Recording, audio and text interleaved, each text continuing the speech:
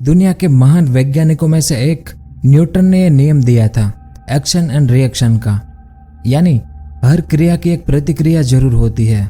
School में आपने पढ़ा ही होगा इस बारे में। तो यहाँ पर इस नियम को हम प्रकृति के साथ जोड़ेंगे। अगर कुदरत की बात की जाए तो हम इंसानों द्वारा प्रकृति के साथ जो अच्छे और बुरे काम होते हैं, समय आने पर कुदरत इसका जवाब जरूर देती है ना। और अक्सर दुनिया भर में मानव जाति के अंत को लेकर खूब चर्चा की जाती है, लेकिन इस बार नासा के वैज्ञानिकों द्वारा जारी की गई जानकारी दुनिया के लिए बहुत ही डरावनी है, साथ साथ हमारे भारत के लिए भी बहुत डरावनी है। तो आज के इस वीडियो में हम इसी के बारे में विस्तार से जानेंगे कि नासा की इस रिपोर्ट में क्या है, कितने देश और कितने वैज्ञानिकों ने मिलकर इस रिपोर्ट को बनाया है, भारत के कौन से 12 शहर पानी में डूबने वाले हैं और कब तक में डूब जाएंगे, उन शहरों में क्या बदलाव हुए हैं और आगे किस तरह के बदलाव होने के अनुमान है, इसके कारण क्या है और इससे बचने के उपाय क्या हैं। नासा ये सब किस आधार पर कह रहा है और इसके अलावा और भी बहुत कुछ जानने को मिलेगा आपको इस वीडियो में। तो वीडियो के अंत तक हमारे साथ बने रहिए। आज हमारी दुनिया के सामने जो सबसे बड़ी समस्या है वो है पर्यावरण को बचाना। तो इसके लिए दुनिया भर के जो बड़े बड़े वैज्ञानिक हैं वो इस पर निगरानी रखते हैं। इनके द्वारा समय समय पर रिपोर्ट तैयार की जाती है, जिसमें एक है IPCC यानी inter governmental panel of climate change ने कुछ दिन पहले एक रिपोर्ट जारी की है। IPCC को यूनाइटेड नेशंस द्वारा बनाया गया है और ये कोई छोटा मोटा ग्रुप नहीं है। इसमें दुनिया के 195 देशों के टोटल 234 वैज्ञानिक शामिल हैं। इन्होंने इस रिपोर्ट को तैयार किया है। IPCC को नोबेल पीस पुरस्कार से भी सम्मानित किया गया था और पेरिस एग्रीमेंट और यूनाइटेड नेशंस भी इनकी रिपोर्ट्स को आधार मानता है। इनकी पिछली रिपोर्ट साल 2014 में आई थी और इसके बाद 2021 में उनकी यह नई रिपोर्ट आई है। तो IPCC की इस रिपोर्ट के आधार पर अमेरिकी अंतरिक्ष एजेंसी नासा ने सी लेवल प्रोजेक्शन टूल बनाया है। इस टूल के आधार पर दुनिया भर के वैज्ञानिक हमारी पृथ्वी की जल समाधि की डरावनी भविष्यवाणी करने लगे हैं। इस मैप को देखें। वैसे तो दुनिया भर के जो शहर और गांव समुद्र के किनारे पर स्थित है वो सब इस सदी के अंत तक यानी साल 2100 तक डूब सकते हैं, जिसमें हमारे भारत के कई शहर शामिल हैं। इसमें सिर्फ शहरों को ही बताया गया है, इस मैप में गांव और कस्बों को नहीं बताया गया। तो हमारे भारत के कितने शहर और कौन से शहर इस रिपोर्ट के मुताबिक साल 2100 तक में डूब जाएंगे और इसमें भी सबसे ज्यादा खतरा किन शहरों को है। तो इस मैप को देखें। इसमें जो रेड कलर के निशान है भारत के समुद्र किनारे पर, ये वो 12 शहर है हमारे भारत के जो डूब जाएंगे, जिसमें यह है गुजरात राज्य का कंडला शहर। तो साल 2100 तक इस शहर में 1.87 फीट समुद्र का पानी ऊपर आ जाएगा। इसके बाद है गुजरात का दूसरा शहर ओखा। साल 2100 तक में इस शहर में 1.94 फीट पानी ऊपर आ जाएगा। इसके बाद गुजरात का यह तीसरा शहर है भावनगर। इस शहर में 2.69 फीट पानी ऊपर आ जाएगा। इसके बाद भारत की आर्थिक राजधानी यानी महाराष्ट्र का मुंबई शहर भी इसमें शामिल है। मुंबई में साल 2100 तक में 1.90 फीट पानी ऊपर आ जाएगा। इसके बाद यह है गोवा राज्य का मोर्मुगांव शहर।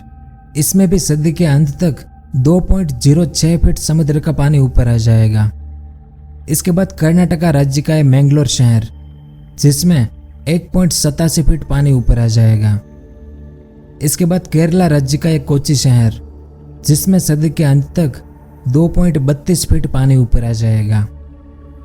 इसके बाद तमिलनाडु राज्य का ये तूतीकोरिन शहर, इसमें भी 1.90 फीट पानी ऊपर आ जाएगा।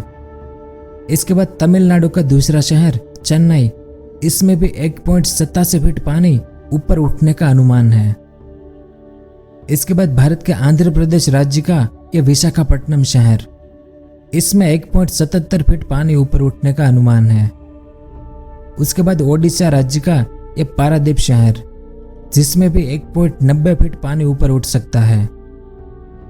उसके बाद पश्चिम बंगाल का एक किड्डोपोर शहर, जिसे खिदिरपुर भी कहते हैं, इसमें सिर्फ आधा फीट पानी ऊपर आ सकता है। अब इन भारतीय शहरों में सबसे ज्यादा खतरा किस शहर को है? तो गुजरात का ये जो भावनगर शहर है, यहाँ पर साल 2100 तक में समुद्र का जल स्तर 2.69 फीट ऊपर आ जाएगा।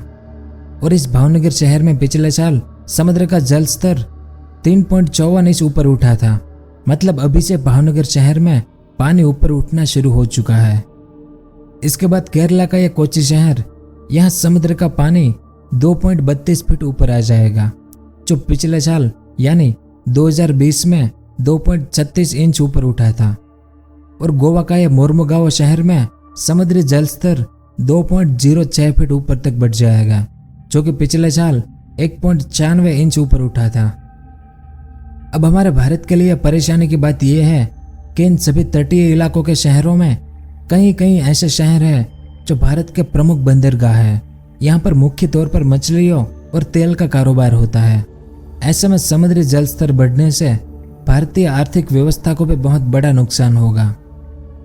अब ऐसा क्यों होगा, यानी दुनिया के इतने सारे शहर पानी में क्यों डूब जाएंगे?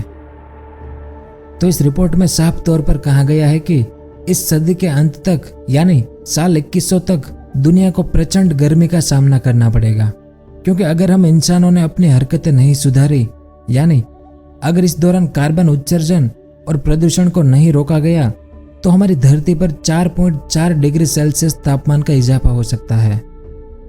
वैसे देखा जाए तो धरती पर तापमान ज्यादा ही है।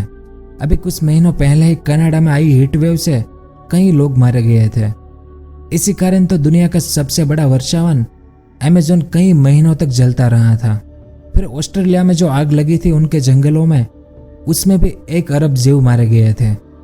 मतलब प्रकृति ने हमें ट्रेलर दिखाना शुरू कर दिया है, और अगर इंसानी सभ्यता सुधरेगी नहीं तो प्रकृति बहुत जल्द ही पिक्चर भी रिलीज कर देगी, क्योंकि साल 2100 तो बहुत दूर है अभी, और उस समय हम में से कोई जिंदा भी नहीं होगा। लेकिन वैज्ञानिकों का कहना है कि अगले 2 दशकों में ही हमारी धरती का तापमान 1.5 डिग्री सेल्सियस बढ़ जाएगा। ऐसे में अगर तापमान बढ़ेगा तो ये बात जाहिर है कि धरती पर मौजूद ग्लेशियर पिघलेंगे, और ये पिघलेंगे तो उसका पानी समुद्र में या मैदानी इलाकों में तबाही का कारण बनेगा। वैसे ये सब हम आज मौजूदा समय में देखते ही हैं। अभी कुछ दिन पहले ही जर्मनी में भयंकर बाढ़ आई थी, और हमारे भारत में भी हर साल बिहार, महाराष्ट्र, असम जैसे राज्यों में बाढ़ से तबाही दिखाई देती है। वैसे अभी तक नासा की नजरें आकाश की तरफ थी, लेकिन आईपीसीसी की इस रिपोर्ट के बाद ऐसा पहली बार हुआ है कि नासा ने पूरी दुनिया में अगले कुछ दशकों में बढ़ने वाले जल स्तर को मापने का एक नया टूल बनाया है। इस टूल के माध्यम से दुनिया के उन सभी देशों के समुद्री जल स्तर मापा जा सकता है। तो आप समझ सकते हैं कि यह वाकई में एक भयंकर खतरे की घंटी है, क्योंकि हमारी धरती पर मौजूद प्राकृतिक संसाधन हमारी लालच के कारण खत्म होने की कगार पर आ चुके हैं।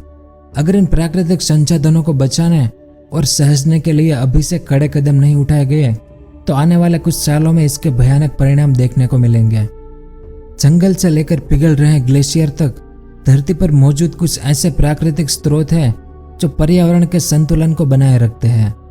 लेकिन अब जिस तरह से इन स्रोतों को नुकसान पहुंच रहा है वो बेहद खतरनाक संकेत है हमारे और हमारी अगली पीढ़ियों के लिए, क्योंकि प्रकृति के प्रलयकारी बर्ताव की ये कड़ियां एक दूसरे से जुड़ी हुई है। पेड़ कटेंगे, जंगलों में आग लगेगी तो ग्लेशियर पिघलेंगे, और ध्रुवों पर जमा बर्फ के इस तरह पिघलने से दुनिया के तटीय शहर साल दर साल पानी में डूबते चले जाएंगे। और एक और बात इस आईपीसीसी की रिपोर्ट में बताई गई है कि जो एक्सट्रीम हीट वेव पहले 50 सालों में एक बार आती थी, अब वो हर 10 साल में आ रही है, जो हमारी धरती के गर्म होने की शुरुआत है।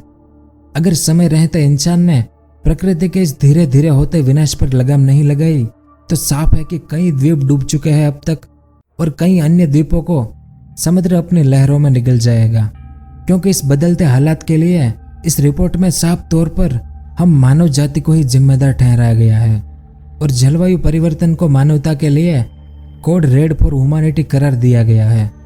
और इससे पहले जो यूएन की रिपोर्ट आई थी उसमें भी बताया गया था कि भारतीय उपमहाद्वीपों में अगले कुछ दशकों में प्रचंड लू, तेज बारिश या सूखा पड़ना आम बात हो जाएगी। इसके अलावा हमारे भारत में बारिश होने के पैटर्न में भी बड़ा बदलाव देखने को मिलेगा। वैसे इसकी शुरुआत हो चुकी है अभी से ही, और हिमालय की पहाड़ियों में मौजूद ग्लेशियरों के तेजी से सिकुड़ने का सिलसिला जारी रहेगा, जिसके चलते इसके आसपास के इलाकों में भारी बारिश, बाढ़ या भूस्खलन के साथ झीलों से अचानक पानी का बहाव शुरू हो जाएगा। तो दुनिया को वक्त से पहले वैज्ञानिकों ने तो आगाह कर दिया है। अब दुनिया भर की सरकारों का एक्शन पर क्या रिएक्शन होगा उस पर सब निर्भर करेगा। तो यहाँ सब कुछ था इस आईपीसीसी की रिपोर्ट में। उम्मीद है कि आपको कुछ जानने को मिला होगा। अगर वीडियो पसंद आया हो तो लाइक और शेयर जरूर करें। पूरा वीडियो देखने के लिए आपका बहुत बहुत धन्यवाद। अगर आपको इस तरह के इंफॉर्मेटिव वीडियो देखना पसंद है तो हमारे इस चैनल को सब्सक्राइब करें और हमारी नई वीडियो सबसे पहले देखने के लिए इस बेल आइकन को भी जरूर दबाएं।